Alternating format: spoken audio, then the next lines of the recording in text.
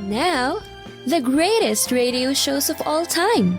Suspense. The Shadow Node. Washington calling David Harding, counter-spy. Classic radio theater. The Great Gildersleeve. Fibber McGee and Molly. Dragnet. Gunsmoke. The Lone Ranger. Now, step back into a time machine with your host, Wyatt Cox. Good evening, friends of the Inner Sanctum. David Bryan in the final season of Mr. District Attorney, Phillips H. Lord's production about what it was like to be in the district attorney's office. This particular episode originally broadcast March 1st, 1953. It's the case of the frying pan murder. Mr. District Attorney, starring David Bryan. Mr. District Attorney, champion of the people, defender of truth, guardian of our fundamental rights to life, liberty, and the pursuit of happiness.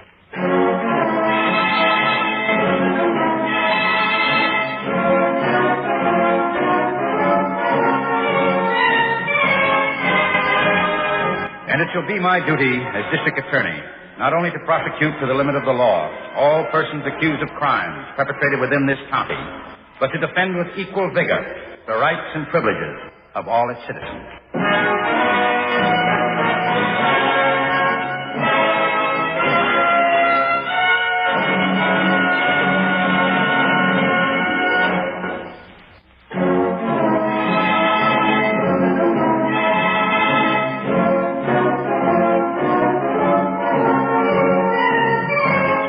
And now, here is our star, David Bryan, as Paul Garrett, Mr. District Attorney.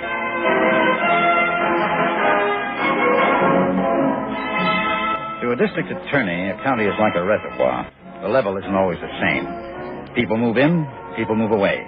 Good people, bad people. The bad ones make trouble. This case started in a trailer parked in an empty field on the outskirts of town.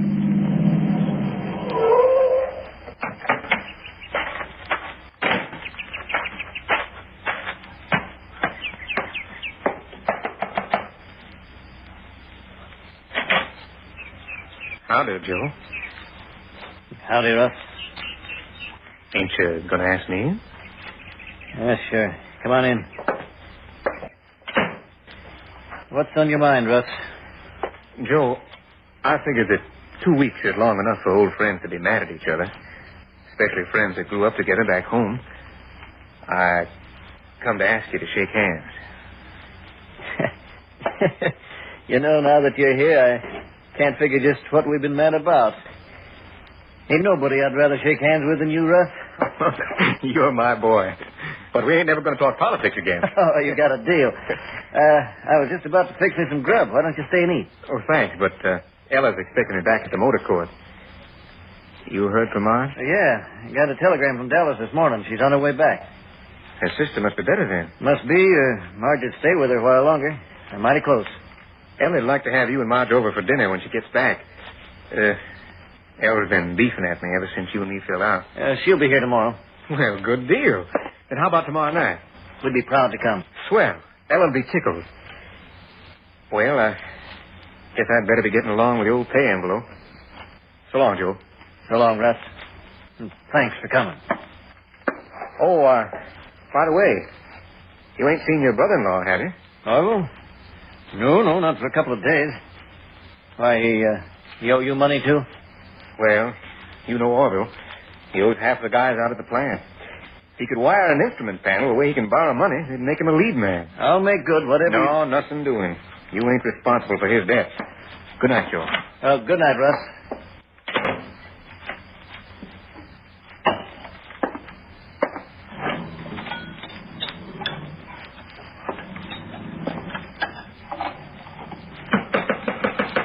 Just a second. Did you forget something? Oh, it's you, Orville. Who'd you expect? Russ was just here. I thought it was him coming back. I know he was here. I've been sitting out back long enough waiting for him to leave. Could have come in. Russ don't bite. Well, she got a reason for ducking him. Well, he don't like me. Reckon that's your fault, Orville. Oh, sure. Everything's my fault. How come you're standing up for him? I thought you and him was on the out. Not anymore. Besides, it's none of your business. What'd you come for, Orvie? Well, Joe, I need some help. I got my check cashed, and I guess I didn't notice it till I was almost to the rooming house, but I got a hole in my pocket. Hey, you see? I lost my pay. Do I look like a half-wit to you? Joe, I swear. The last time you came to that store, you said your pocket was picked. And the time before that, you said you got stuck with a loan you signed for somebody. It was the truth, Joe, honest. Stop using the word honest, Orvie. Doesn't sound right coming from you. If your money's gone, you lost it in a pay-night crap game at Holland's. I haven't been near Holland's in weeks. Joe, you gotta help me. My wife will buck like a maverick under a branding iron if I don't bring some money home. You and Sister got some side money. I know you have. Yes, and this time we're going to keep it. Joe, I need money. I ain't leaving here without it. We're family. Family? That lot that means to you. There's nothing here for you, Orville. You better try someplace else. I said I wasn't leaving without the money. Reckon you'll be here a long time then, Orvie. So you'll have to excuse me. I'm fixing my supper. I ain't gonna ask you again, Joe. Glad to hear. Just gonna keep ignoring me, huh? Like I wasn't even here. That's right. Maybe I can make you pay a little attention with this frying pan. Orvie, put that down. No, I'm gonna remind you I'm still here. Like this or this. I told you I wasn't leaving. I told you, Joe. I warned you. Refusing help to your own kin. I'll take it myself. You ain't gonna be needed anymore.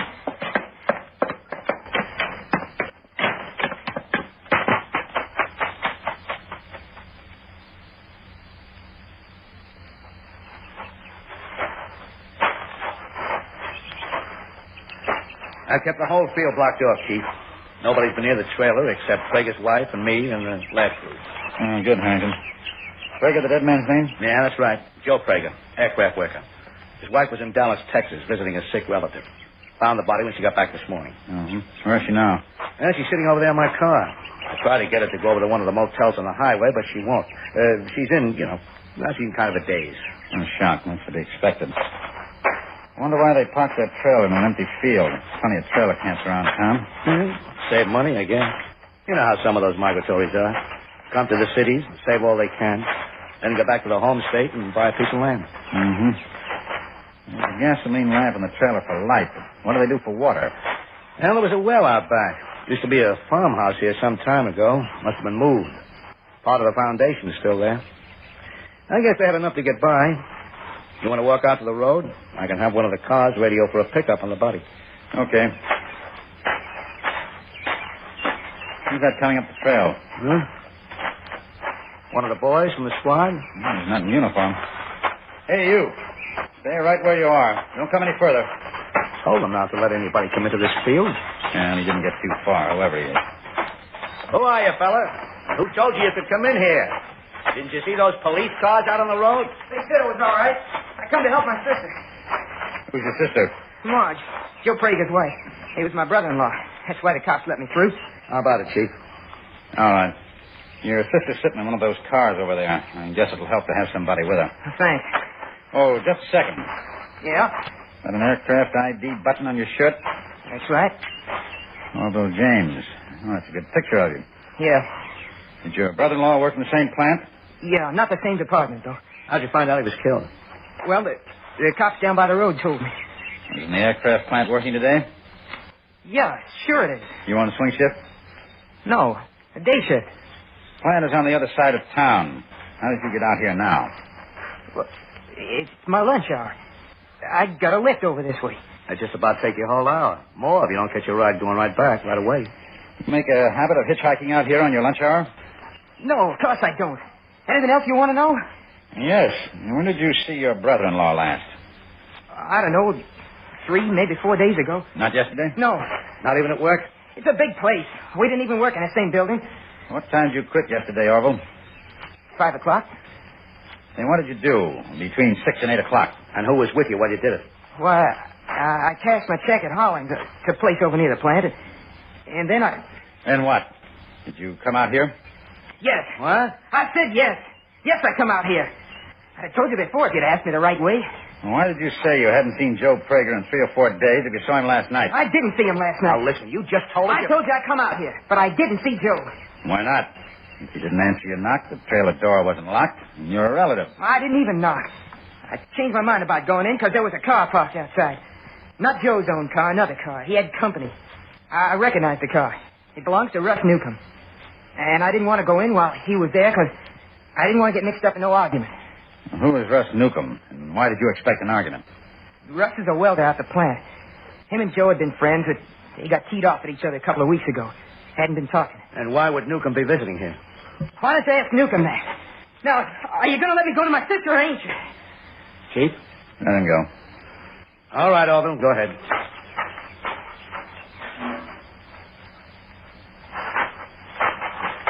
Yeah, looks like this one might crack easy, Chief. Yes. I want to contact Miss Miller and get the lab crew back here. Oh, why? Lots of tire tracks in this field. Prager's own car, probably. Yes, but there should be a set from Newcomb's car, too, if he drove in. When we get to court with him, I want to be able to prove it. Fresh squad cars pulled in off the road here. We can use their radio phone.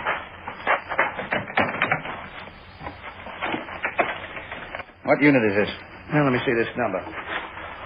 There. 414. Thanks. 414 to Central. Central to 414. Go ahead, 414. Now, this is Mr. Garrett. Give me a telephone hookup to my office, please. Stand by.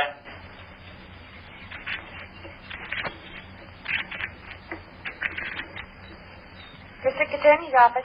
Mr. Garrett, Miss Miller. Yes, sir. I want a moulage crew from the lab to come back on this trailer case. Have them take castings of all unusual tire tracks that seem to be recent. Recent, yes, sir. I'll contact you again in a few minutes as Harrington and I drive in. Meanwhile, call the Braddock Aircraft Plant. Get the home address of Russ Newcomb. Russ Newcomb. Yes, he may be working. If he is, have the plant security put a watch on him until I get there. But tell them not to let him know he's being watched unless he tries to leave. And if he does try? Then they can take him into custody pending my arrival to make a formal charge of murder.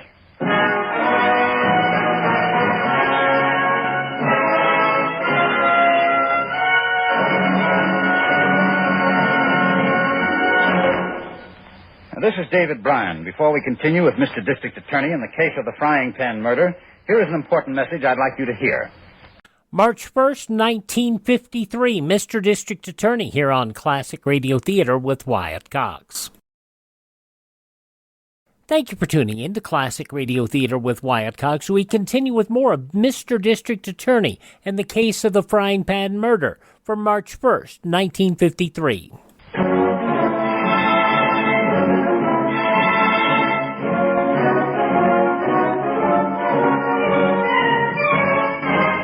And now back to David Bryan, starring as Paul Garrett, Mr. District Attorney.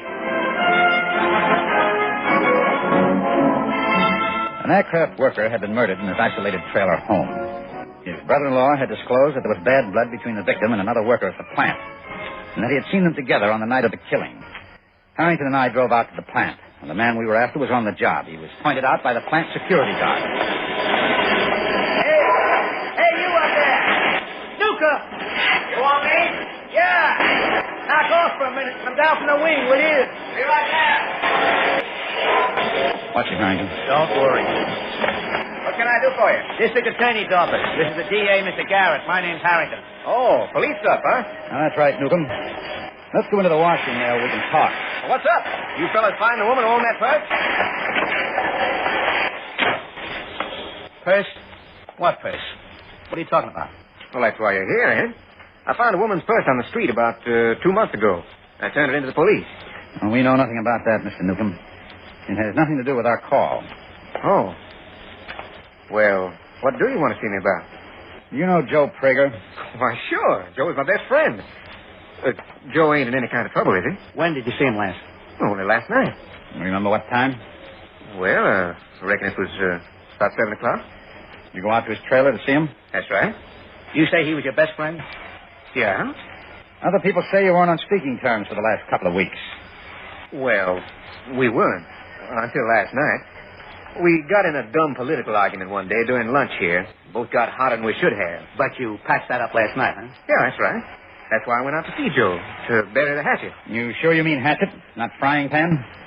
Look, you fellas are asking me something, but you ain't telling me nothing. You talked politics with Prager again last night? No, we just patched up our beef. I asked him to bring his wife over to supper with us tonight, and then I left. That's all. And Prager was still alive when you left? What do you mean? Was he still alive? Are you telling me that Joe's dead? Don't you know, mister? He was beaten to death last night with an iron frying pan. Joe? Joe Prager? Did you see anybody else at the trailer? No. No, we were alone. Just the two of us. Newcomb, the law requires me to warn you that anything you say from this point on can be used against you. Used against me for what? You're talking like I'm under arrest. You are under arrest for the murder of Joe Prager. But you're wrong. Take these off. What are you doing to me? What did you do to Prager? Get moving, mister. You take him in, Harrington. I'll be back at the office by the time you have him booked. Where you going? Down to the morgue. The body will be in by now, and I still haven't spoken to Prager's wife.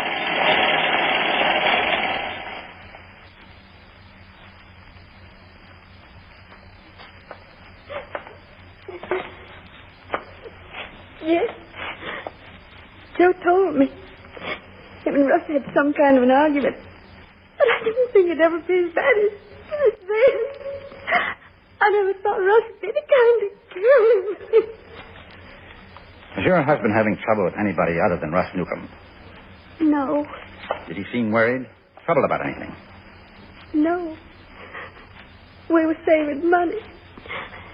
Saving for a down payment on a house and a piece of land back home in Texas. So Joe could be his own man someday. Working for that kept him happy. Now I'll be using what he saved to bury him. I'm sorry, Mrs. Prager. Why did Russ do a thing like this to him? Why? I don't know. I've never been able to understand why men do a lot of things they do to each other. I'll be in the next room for a while, if you need me.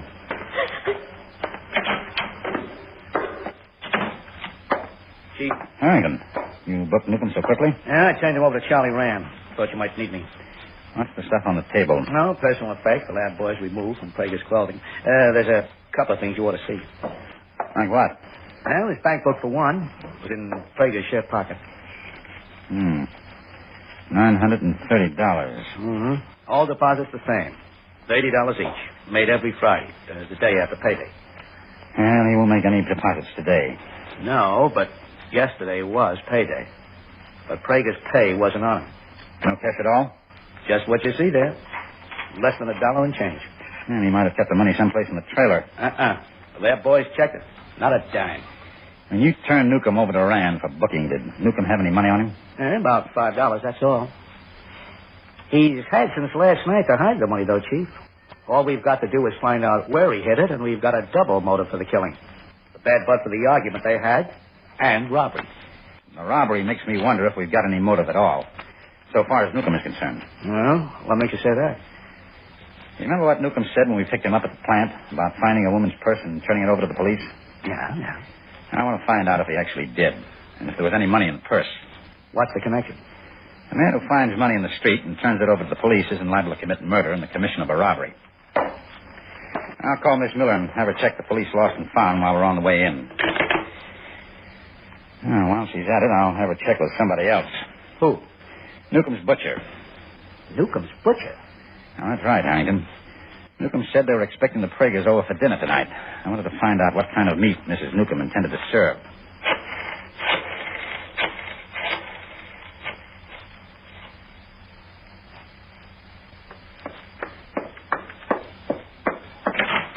Here it is, Mr. Garrett. The Newcomb fraternized a butcher shop on Emerson near Longacre Boulevard.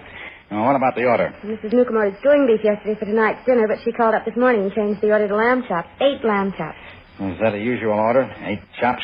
No, the butcher said she always ordered 4 at a time, but only for Sunday dinners. You figure anything from that, Chief? Don't you? 8 chops instead of 4? 2 apiece. They must have been expecting the Pragers. And Prager was dead and she put that order in. Newcomb might have told her to order them. For a cover-up. Yeah, it's a little too smart, Harrington. Newcomb didn't strike me as being that clever. Well, that may be the lost and found report. I'll get it. Yeah. District Attorney's office. Yes, Chief, let's have it. Men find any sign of bloody clothing when they checked Newcomb's place? No, but they're still checking dry cleaners and laundry. Thanks, Chief. Bye. Turned in purse all right, Mr. Garrett. The 4th precinct, 2 months ago. There's no identification in it, and it still hasn't been claimed. Any money in it? $83. Newcomb could have taken that and shoved it right in his pocket. Come on, Harry. Where to now? Back to Prager's trailer.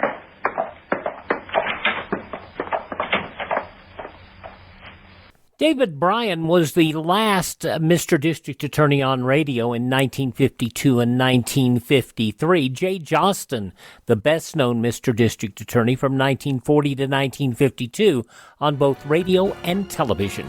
Mr. District Attorney, March 1st, 1953 on Classic Radio Theater with Wyatt Cox.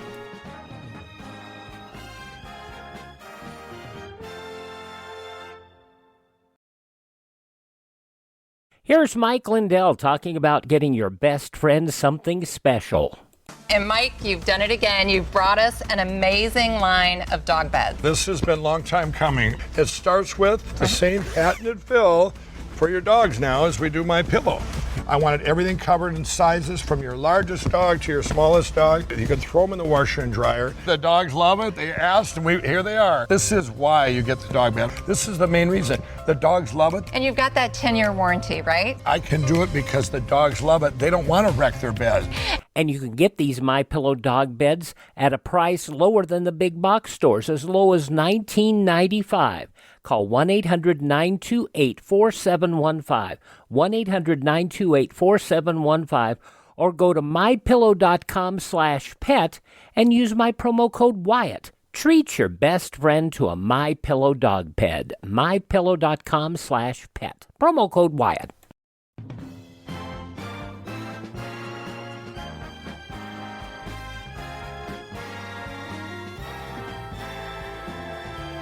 Thanks for being with us here on Classic Radio Theater with Wyatt Cox. Now the conclusion of Mr. District Attorney in the case of the frying pan murder, March 1st, 1953. I don't know, Chief. We fine-combed the place, and there's nothing we didn't see before. I see. Deep heel and pointed toe marks on the ground there. A lot of them. Prager's, Chief. He wore Western boots.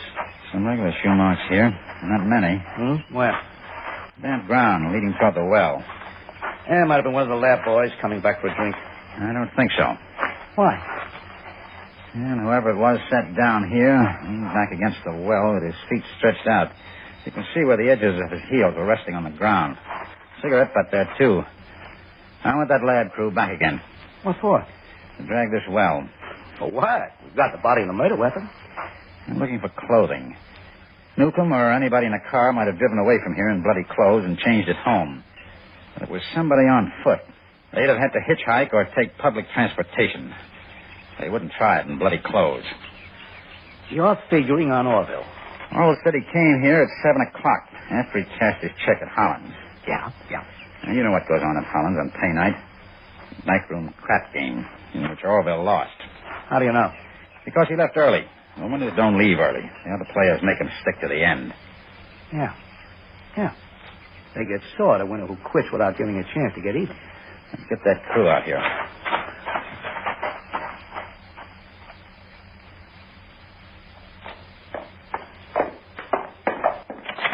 Go on, get in there.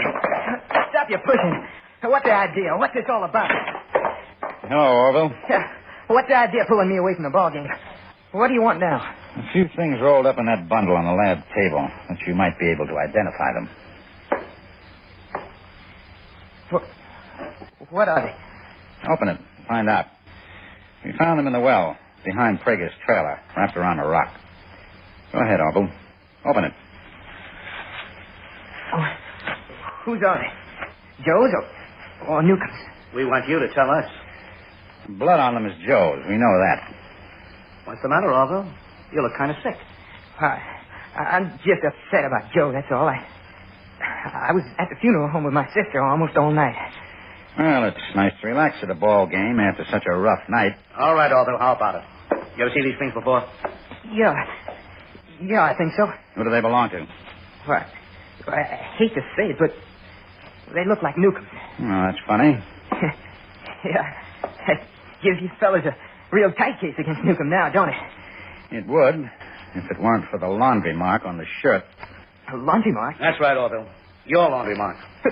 They can't belong to you, Mark. They can't. Keep your hands off those things. Let me go. Let me go. Out of my arms. Might as well tell the truth now, Orville. It'll be better all around. I didn't do it. I didn't. All right, Hank. Let's take him into the detention cells. My wife always hounded me about money. Always screaming about how hard she worked. Always yelling about how she was ruining her hands scrubbing my work shirt. But she wasn't. She was sending them out to a laundry, and I didn't know it. Laundry Mark's a lady. I'll kill her. You're not going to kill anybody, Orville. Not anymore. Your killing days are over. Oh, Mulligan, open it up. All right, Orville. Inside.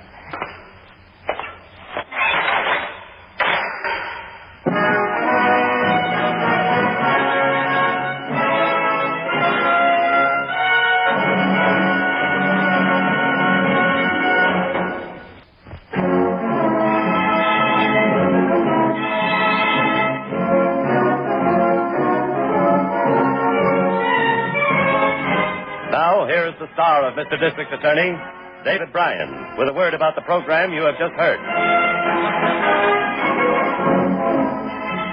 Orville James was tried and convicted on a charge of murder in the first degree with a mandatory death sentence. The case was appealed and a new defense of temporary insanity was made. But both the psychiatrists and the appellate judges ruled that Orville James was sane. He was subsequently executed in the manner prescribed by law.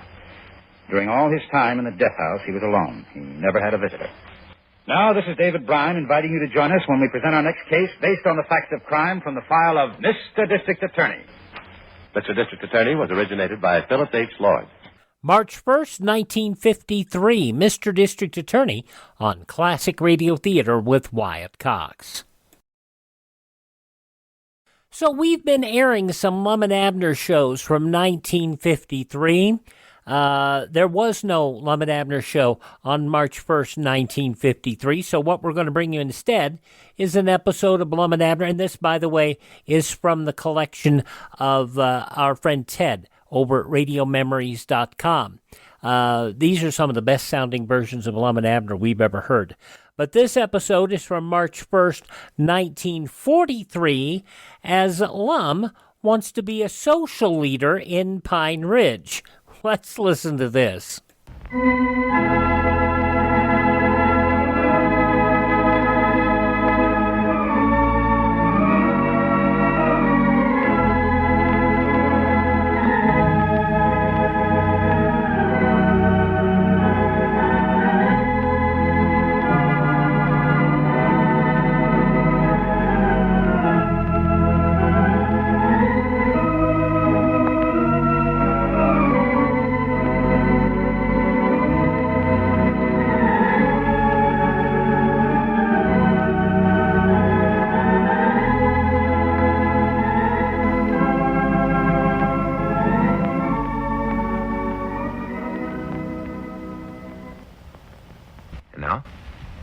Let's see what's going on down in Pine Ridge.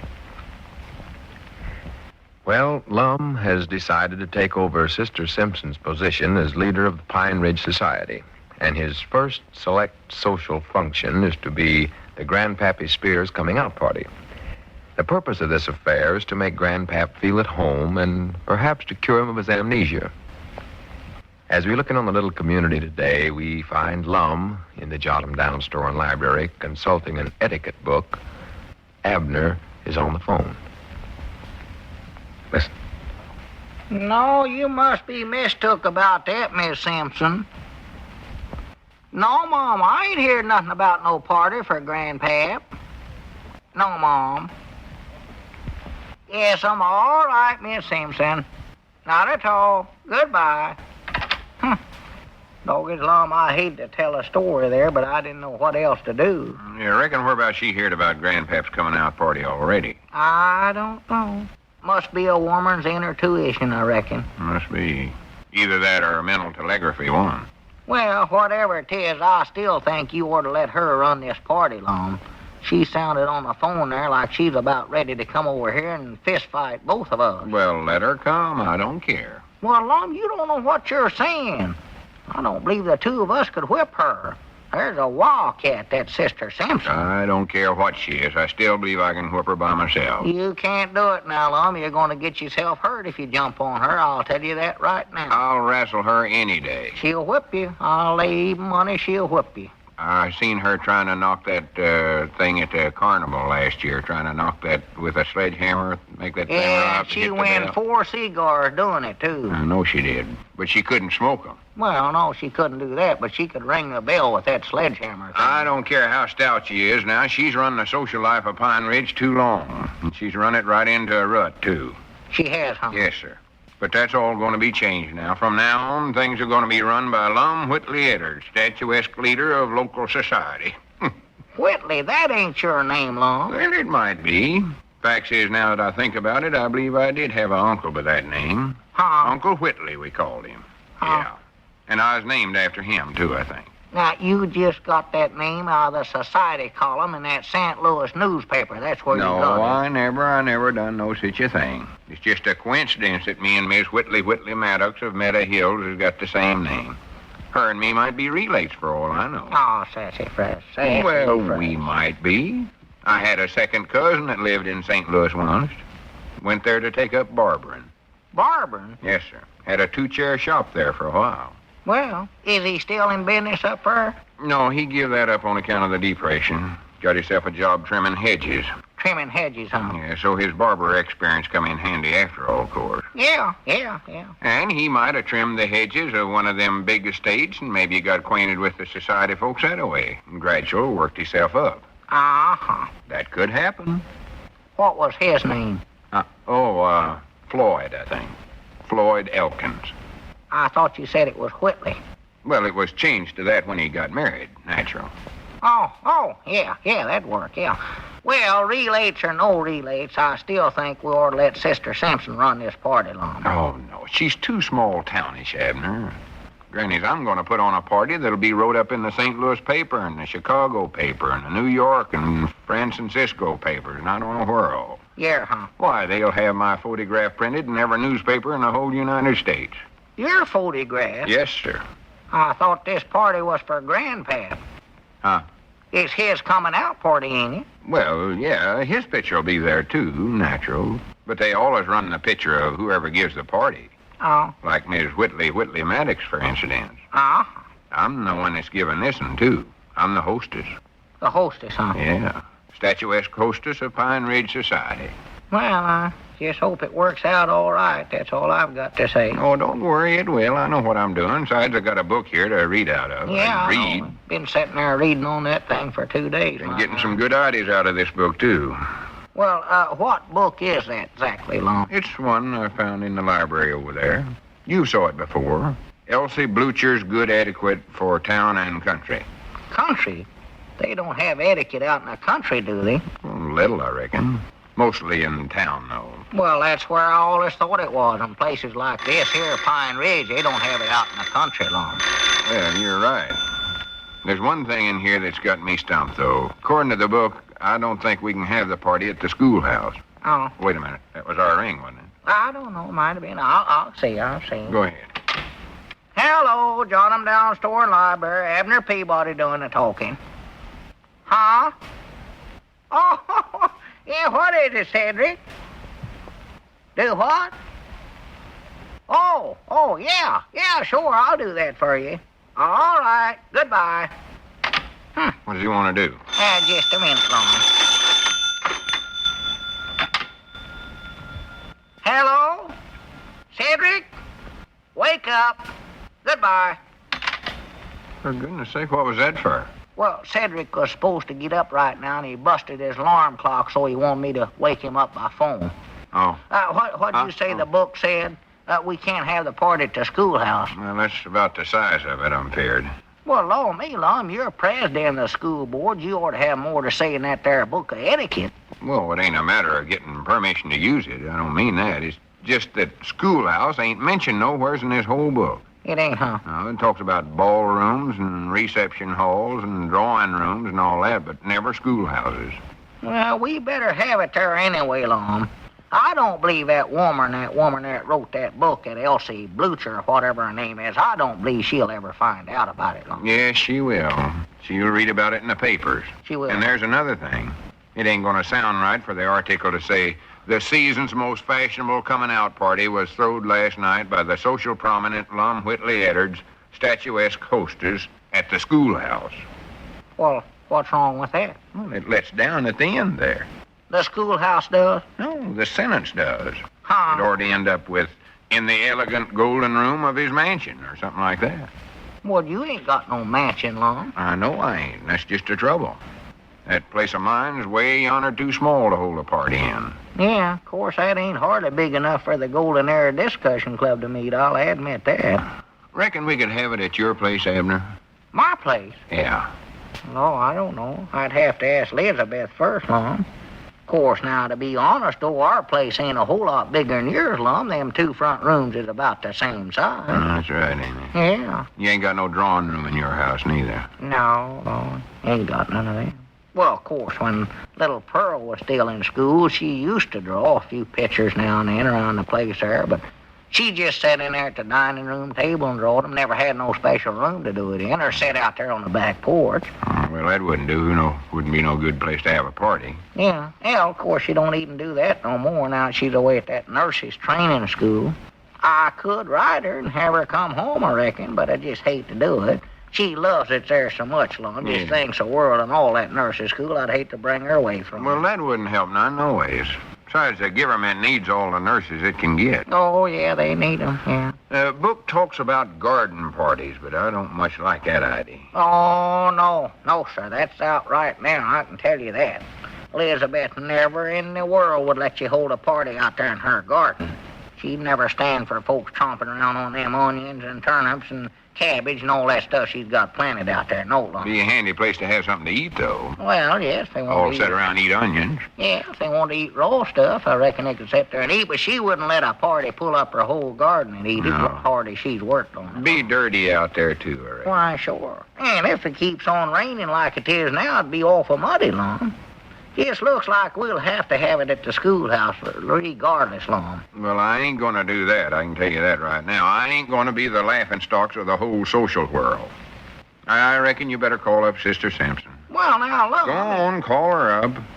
If I can't do this thing the way it ought to be did, I just don't want to have nothing to do with it. You don't, huh? I don't want my relates up in Meadow Hills thinking I'm some small-town feller. Well, maybe we could go ahead and have it over at your place if you got your head set on it. We could line everybody up outside and then let them sort of take turns. Let about 4 of them in at a time, and they could have a party there. No, my place ain't big enough, and that's all there are to it. Fact is, ain't no house in town that's big enough. No, yours about as big as every one we got. Besides, I couldn't give the kind of a party I want to give in this rainy weather, no way. Let Sister Simpson handle it. Yeah, all right. That's what you want to do. Let's see now. What's her ring? 2 longs and a short and a long, ain't it? Something like that. Yeah, I believe that's it. Doggos, it sure is raining out there. Just look at it come down, Lum. Just Wait a minute. Hang up the phone, Abner. Huh? Hang it up. Oh, yeah. Granny's, I got an idea. I'm giving this party after all. You are? Yeah, get me a can of gold paint. Huh? We're going to go over and paint the inside of the schoolhouse gold. The schoolhouse? Well, I thought we couldn't have the party over. I thought we had to have it at somebody's home. It's going to be at somebody's home. I'm moving in there. You mean that you're going to live in the schoolhouse? Till Grandpap's coming out party's over, I am, yeah.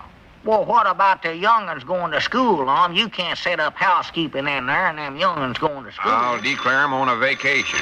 And from now on, don't call it the schoolhouse. Call it the mansion. The gold room of the Whitley Edwards Mansion. Get the phone there, Abner. Oh, yeah. Yes, that sounds good. Whitley Edwards Mansion. Hello, jot 'em down, store. Abner Peabody on this end. Huh? Oh, it has, huh? Oh, my. Yeah, well, Lum will take care of that. Yeah, I'll tell him right away. Don't worry. All right. Goodbye. Who was that? Professor Sloan, he's over at the schoolhouse, Lum. Well, what's his trouble? Well, it seems that the roof of the gold room of the Whitley Edwards Mansion has just sprung another leak.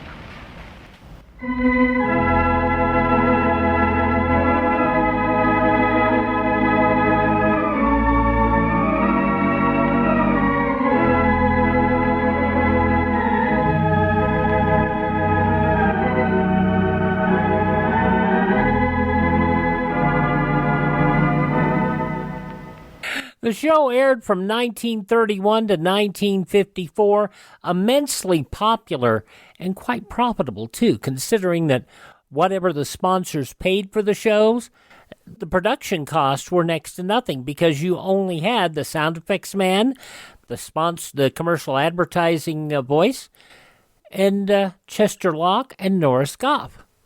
And that was it. When Frigidaire took the series over as a weekly half-hour, bigger production values, orchestra, and all that, I'm sure it had a bigger price tag. But I can tell you that Lum and Abner did a very, very delightful job. Lum and Abner, March 1st, 1943, here on Classic Radio Theater with Wyatt Cox. And as I mentioned, these episodes of Lum and Abner are given to us through the courtesy of our friend Ted at RadioMemories.com. Hope you will contact him and see what he has available at RadioMemories.com. Shows available on cassette, CD, or on flash drive for your computer. Talk to Ted, RadioMemories.com, and I will tell you that some of the best-sounding shows I have ever heard, and at a very, very reasonable cost. RadioMemories.com. Thank you for visiting and listening, and please take a moment to thank this station, support their advertisers. Their kindness and courtesy allow us to be with you here each and every time you roll around on your favorite station. Miss a day, you don't have to miss a single show. All of our shows are available on demand at classicradio.stream. Classicradio.stream. Stream our shows, learn more about Classic Radio Collection. You can contact our social media links, find those there as well. And if you'd like to support the show, you can buy me a coffee. The Buy Me a Coffee money helps us acquire additional Classic Radio Collections, and it also helps us keep our distribution channels up and running. That's at classicradio.stream. Thanks for tuning in. Tell all your friends the great radio shows are right here at this spot on the dial. Classic Radio Theater with Wyatt Cox on your favorite station.